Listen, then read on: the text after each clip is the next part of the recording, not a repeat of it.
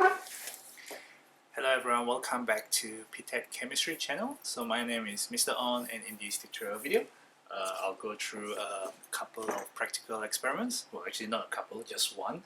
I'll specifically talk about chemical energetics, which is to do with enthalpy change. So I've seen these kind of questions, which is to do with calorimetry. So calorimetry, back in the days, energy did not always have the unit of joule. That's why, like, in terms of the food that we eat, we're still counting calories and kilocalories, because those are the old unit of energy. So calorimetry is to do with energy or enthalpy changes, but be rest assured that you should know that unit of energy is joule or kilojoule in our modern day science.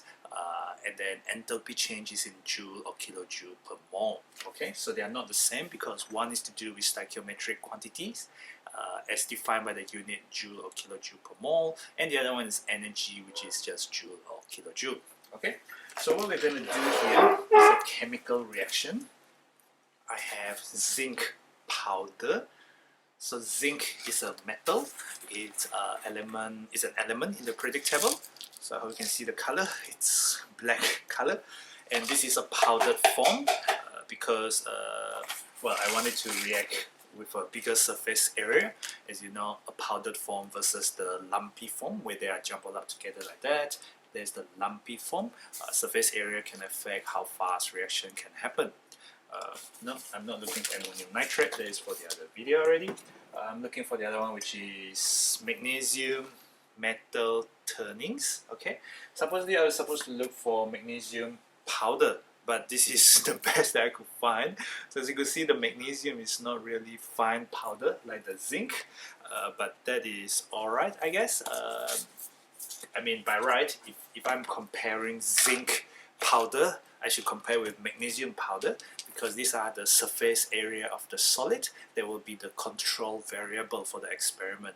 So for example, by using a powder form and by using the metal turning, okay, it's not exactly very fine powder form, right?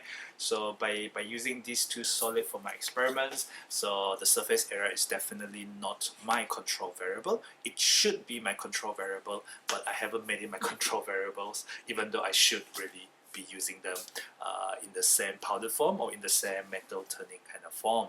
However, for the purpose of these experiments, I just want to show that there is a temperature change when I react this metal with an acid.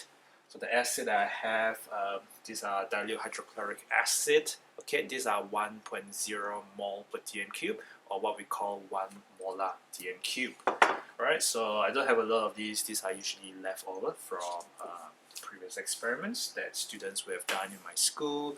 As you know, chemicals are expensive, and that's probably why you haven't been doing a lot of practicals, especially if you're an O-level IGCSE student, but also because of the COVID pandemic, which has robbed a lot of students of these opportunities to be in the lab, to actually conduct experiments and study theories from doing the actual experiment itself. So there's no substitute in chemistry for the actual laboratory experience. You could learn as much theory as you want, but if you have never actually done an actual experiment, it's very hard to put yourself in the shoes of someone who has done it. So someone who has done it but who has not done it very well would still be able to recall that experience. If you make a mistake in an experiment, that is your job to find out what went wrong. What could be improved? What could be done next time? Do you need to repeat the experiment? Do you need to change something else or not? Okay, so without further ado, so these are 1 mole per dm cube acid. So in this kind of experiment, when I want to react the metal, which is zinc, and also magnesium, so in separate experiments, metal, these are reactive metals. They react with acid to give you metal salt and also hydrogen gas. These are typically what you have done in lower secondary before you reach to year 9, which is 14 to 16 years old curriculum. Whether you're doing O-level or IGCSE, you would have done the word equation for the reaction between metals and also acid to give you metal salt and hydrogen gas, which you could test for the gas, of course, but that is not my goal in this particular tutorial video. My goal is to do with enthalpy change but I cannot measure enthalpy change directly. Instead, I need to measure indirectly. I need to measure temperature. Okay, so I measure initial temperature and final temperature. So thermometer measures temperature. So this is a thermometer. It's got the bulb at the end, which you insert into the solution. Okay, and it will read the temperature in degrees Celsius. That's the unit of this particular thermometer. What else? Okay, a lot of the time, sometimes you will do experiments in a beaker or in a container or whatever. But if you are an A-level student, you will have heard of this kind of calorimetry experiments, which is why, okay, when you do experiment in a beaker, they are not very good, because you could do it in a polystyrene cup. This is called polystyrene, or you can call it styrofoam. So styrofoam cup, well, is a good insulator, just like glass. However, you can further insulate it. If you put it in there, you will see that I support the polystyrene cup in a beaker. You'll see there is space in between there. So there are air inside there. You can put some cotton wool. You can put some cotton wool inside to further insulate. So the idea is insulation, because insulation prevents heat loss, and my reaction will give out heat. So here I don't have a lid on top of my styrofoam, which means whatever heat is given out, it can just, you know, hot air rises. So if it is heating up the air inside the styrofoam cup, then the hot air will rise, and therefore I'm losing energy, because the energy is being transferred to the gaseous molecules of the air. So that could be one of the reasons why I will never get to the exact answer if I don't put a lid. Okay, so I happen to not have a lid with me in the lab with me at the moment. This is the prep room. Actually, I don't have a lid with me. I couldn't find it. But ideally speaking, you have an insulation. You use a styrofoam cup fitted onto a beaker or supported on a beaker. You have the thermometer that goes through the hull of an imaginary lid, because I want to minimize heat loss in my experiment. Okay, so these are improvements that you could do if you are doing these are the improvements that you could do if you are doing this as part of paper 4, alternative to practical. These kind of calorimetry experiments haven't really been tested a lot in O-level chemistry or IGCSE chemistry, partly because, you know, it's not directly what you have done in the lab, but it relates to enthalpy change, which you would have done as part of exo and endo reaction system and surrounding. And in terms of heat energy transfer, that also relates to your physics, because in physics you learn about heat capacity as well as specific heat capacity. This reaction is represented by this particular equation. So I've just scribbled on a piece of paper, so you will have seen the metal. Okay, so you have the metal plus the acid to give you the metal chloride as well as hydrogen gas. So I should probably hold this a bit better. So I'm not working on my usual iPad screen where I'm screencasting. So in this kind of video, you actually get to see me writing a lot of paper and seeing my face. I've used metal M as the symbol M there because zinc and also magnesium, they are both divalent. They form divalent cation. Divalent means they form M2 plus cationic charge. Therefore, in their chloride compound, because I'm using hydrochloric acid, so I get a chloride salt, it will be M2 plus Cl minus. So MCl2 is the ionic compound that I will get. Alright, so in a hydrogen gas, which will effervescence in the reaction. So my job is, as soon as I add in the two reactants, combine the two reactants together, it should hopefully give me a change in temperature. I therefore need an initial temperature before I react them together. If I have solid in here, then this is not going to measure the temperature of the solid because it's not immersed in the solid itself, right? So ideally speaking, you will always have the solution inside here. So I'll get a measuring cylinder. Just give me a minute.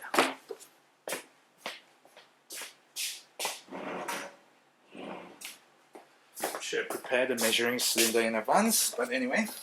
So from my calculation, so I've done some initial calculation because this is a 1 mole per dm cube dilute hydrochloric acid. So if I have 1 mole per dm cube dilute hydrochloric acid, if I use 50 cm cube, 50 cm cube of 1 mole per dm cube will give me this much mole of acid. Okay, in this kind of experiment, okay, from the balance equation, which is like that, you really want the acid to be in excess. You want the acid to be in excess because you want all the solid to react. Okay, you want all the solid to react, and you just have excess acid in the end. Okay, if you have unreacted solid, then well, that could be possible as well, but typically in these experiments we usually have excess acid because it's easy to tell when all the reactant has reacted, because, well, it will disappear. When all of it reacts, you will not have any more metal. That's how you can tell the reaction is finished. Another way is this reaction gives out gas. If you have effervescence stop forming, no more bubbles of gas, then the reaction has finished. These are typical observations that you will make. You'll be able to make to be able to tell the reaction has finished. We are going to look at it in terms of temperature. What will happen to the temperature as the reaction progresses? So you should have a stopwatch. In this kind of experiment, you should have a stopwatch because you're going to monitor the temperature every minute at a minute interval.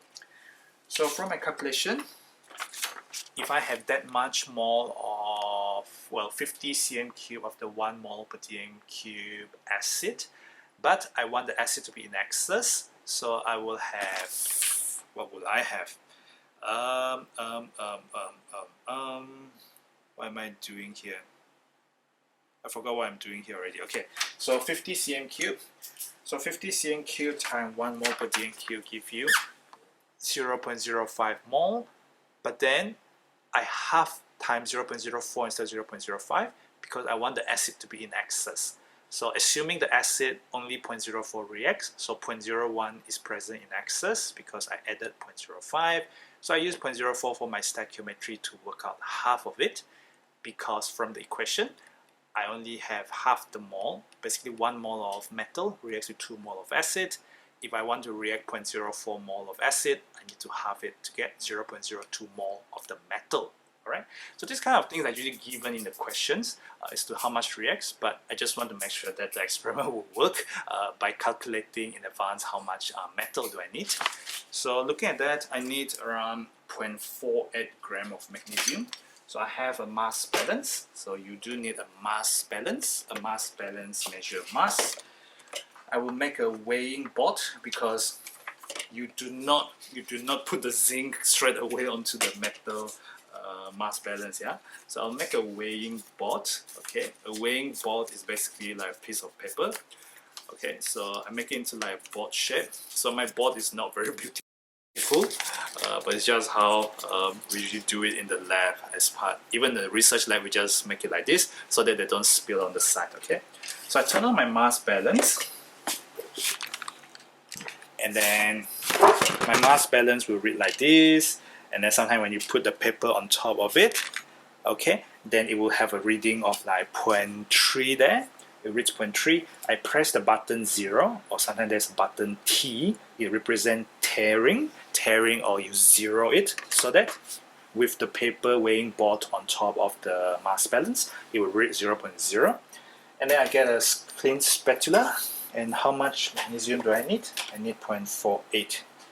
So I think this is not a very accurate mass balance. So give or take, I'll probably need 0.5 gram of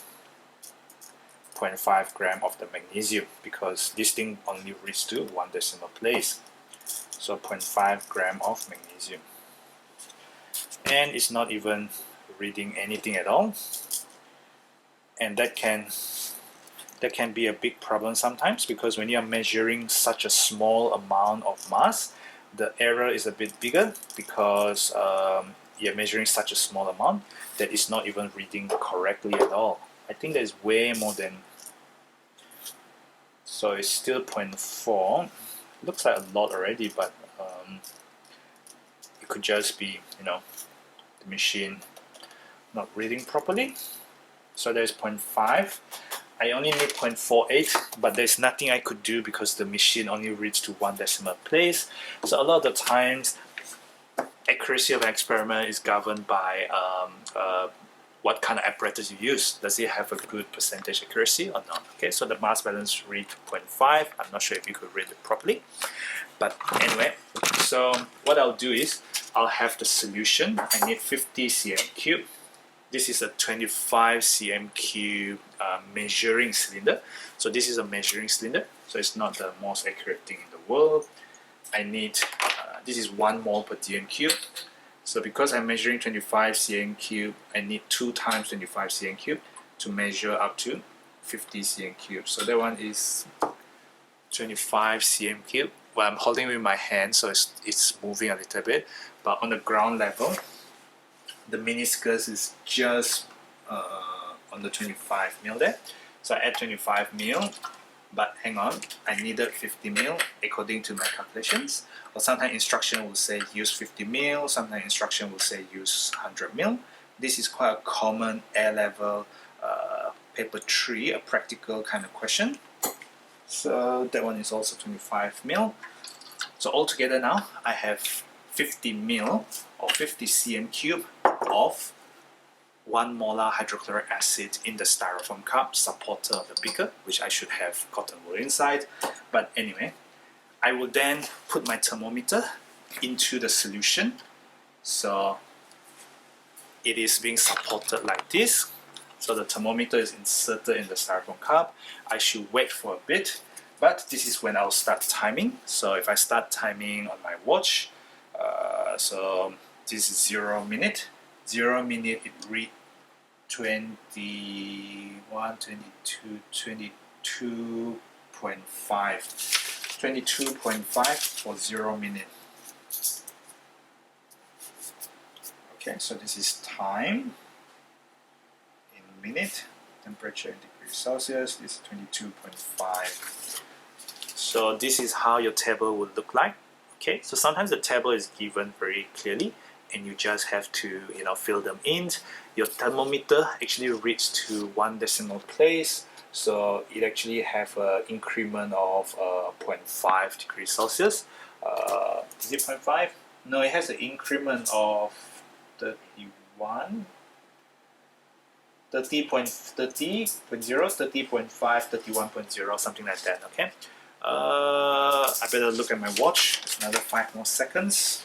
So this is 1 minute now. 1 minute it is reading 1, 2, 3. So just now I was wrong. Just now was 23.5. Now it's 23.0. This is at the first minute. So sometimes it takes some time. Well, sometimes it takes a little bit of time for the temperature to reach an equilibrium, because I have just taken the thermometer from air into the solution. So make sure that the bulb of the thermometer is actually I can't show it exactly, but make sure the bulb of the thermometer is actually immersed in the solution. Otherwise, it is not measuring the temperature of the solution itself. So I'm not ready to add the metal yet, okay? Because once I add the metal, the temperature will change, and that is usually when you need to be very careful, okay? So second minute is coming up, so I'm just reading the thermometer now. So 21, 22, 23, 23.0 degrees Celsius. So the next third minute, so usually a lot of experiments will say wait for 3 minutes. So I'll wait until the third minute and I'll add the solid metal at the fourth minute. A lot of the times it depends on the question itself, so it's not like you have to add it at the fourth minute. You could add it at the third minute if you think the temperature has reached an equilibrium. Okay, so just a few more seconds to go. So I don't have a lid with me, but ideally to prevent any heat loss, to prevent any energy loss to the surrounding, I should have a lid to cover the styrofoam cup in order to have a more accurate energy change from the reaction to the solution. Okay, so the third minute is just coming up. Should have a stopwatch instead of a digital watch, I guess. This is 23.0 as well. So it looks like the temperature has reached an equilibrium, and we have consistently obtained 23.0 for the last 2 to 3 minutes. So at the fourth minute, at the 4th minute, at the 4th minute I'll be ready to add in my metal. Remember we weigh in around, well, I weigh in 0.5 gram of the magnesium, but in reality I only needed like 0.48, but they'll be alright because the acid is in excess anyway, so by right all the magnesium will have reacted. So just getting ready now. So when we add it in, we do not add in liter by liter, because if you add in liter by liter, then not all the metal is going to react at the same time. It's not going to give you very accurate temperature change. Okay, so just coming out in 5, 4, 3, 2, 1. Okay, so I'm going to move the camera here a little bit.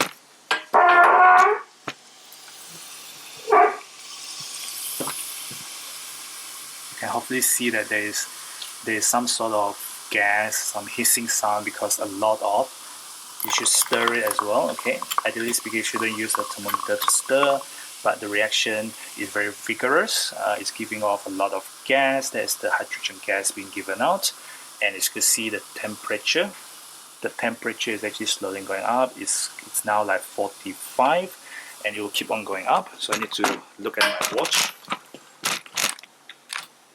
and make sure that just now I added the metal at minute number 4, so I do not want to take any reading at minute number 4, because that is when the reaction has just started and it's a very rapid increase in temperature. So just getting close to minute number 5 now. So minute number 5, okay, I already stirred just now. The temperature is 55.5. Okay, so that was minute number 5. As you could see, a huge increase from the 23.0 to 55.5 degrees Celsius in just a matter of like a minute or two, and that is a result of the very exothermic reaction.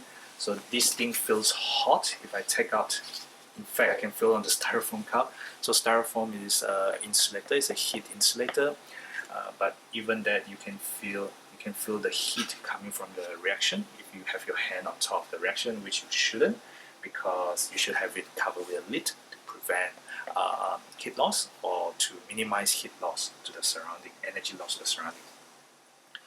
So the 6 minutes is coming up, so I should read the temperature at 6 minutes. Time, minute, so you should have a stopwatch.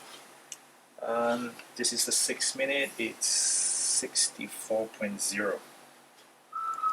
So it looks like the temperature keeps on going up from the 5th minute to the 6th minute, but I can hear the kind of like the hissing sound, although the hissing sound is just an indication of the gas being produced. So what you actually see is effervescence. Okay, and I think the reaction has slowed down a little bit now, and by right all the magnesium should be gone, unless my acid is not really 1 mole per dm cube, which it might very well be, because I'm seeing some of the grey solid, which is the magnesium still at the bottom. Okay, so when you're doing these kind of experiments, by right you really need to ensure that the acid is in excess and that no more of the solid remains, because that is the indication of the solid being limiting. It will completely react. Okay, so suppose that you believe me that all the solid has disappeared. That is because the acid is in excess. So if the acid is in excess, the acid is in excess, and therefore all the solid metal will have reacted. And I forgot to read the temperature just now. Okay, this is around 62.0. So the temperature has gone down at the 7 minute. I kept on talking, but I forgot to read the temperature. The temperature has gone down a little bit now, and I bet from now onward the temperature will just keep on going down. Okay, so perhaps we read until the 10 minute, and then we'll let it go. What can we say? We can say that the reaction releases heat energy, because you can see the temperature of the solution, which is mostly just water, increases rapidly. But then over some time the temperature does decrease again, because it's reached its maximum temperature, and now it's slowly going down because the reaction has finished. the temperature is now 60.0. So this is at the 8th minute, temperature is 60.0. Note that the thermometer can actually read to 0.5 degrees Celsius. So you know, it's not necessarily just the whole number and then 0.0. What else can I tell you? Okay, the idea about which reactant is limiting and which reactant is in excess is very important. It's part of stoichiometry because when you do enthalpy change, it's kilojoule per mole or joule per mole. That per mole means per mole of limiting reactant. I say that again, kilojoule per mole or joule per mole for the enthalpy change. You have two reactants that reacted. Which one reacted completely? So the kilojoule per mole means kilojoule per mole of the substance that reacted completely. The kilojoule per mole refers to per mole of the limiting reactant. Okay, so 5 more seconds for the 9th minute. And the temperature has gone down again, so it's now 56.5. 56.5. So I'll just read the final reading at the 10 minute, which is in less than 1 minute from now, and then I'll plot the graph on another piece of paper because it's important to actually see how the graph looks like and to be able to plot like to be able to see what the graph will tell you. Okay, so I'll do this on the iPad screen later on. The idea of this is really to just show you the experiments and how you can improve it and what else could go wrong, what are the observations you should be looking for that tell you that, you know, all the solid has disappeared, therefore the solid is the limiting reactant and the acid is an excess. And you could see the temperature has gone up just now and then it's come down again because the reaction is slowly completed. There's no more effervescence being produced. So in 5, 4, 3, 2, 1. So the temperature is now reading 55.5. Okay, so that's it for my 10-minute reading of the temperature. Okay, so I've used magnesium turning, whereas the one I'm going to use for my other experiment is zinc powder. The thing is, because I'm using powder form, it's not really the same thing as the turning. Ideally speaking, if you use zinc powder, you should use magnesium powder as well because that is your control variable. Surface area could affect your rate of reactions, therefore it could affect how fast your temperature is changing depending on how fast the reaction is going. Okay, so that's it. So what we'll do is I will wash this styrofoam cup and I might just use a different styrofoam cup. So again, thank you everyone for watching and thank you for your support for my channel, and don't forget to click the button on the bottom right to subscribe to the channel, and yeah, follow me at ptet.chemistry. Follow me at ptet.chemistry on all the popular social media platforms. There's Facebook, Instagram and Twitter, and I look forward to hearing from you what other things that you want me to cover for future practicals. There are plans in motion for qualitative analysis, for a bit of acid-base titration. I did a tutorial video on making a stock solution, but I'll also do one on diluting a concentrated solution to a less concentrated solution, as well as serial dilution for rate of reaction. Okay, so see you in the next video. Thank you for watching.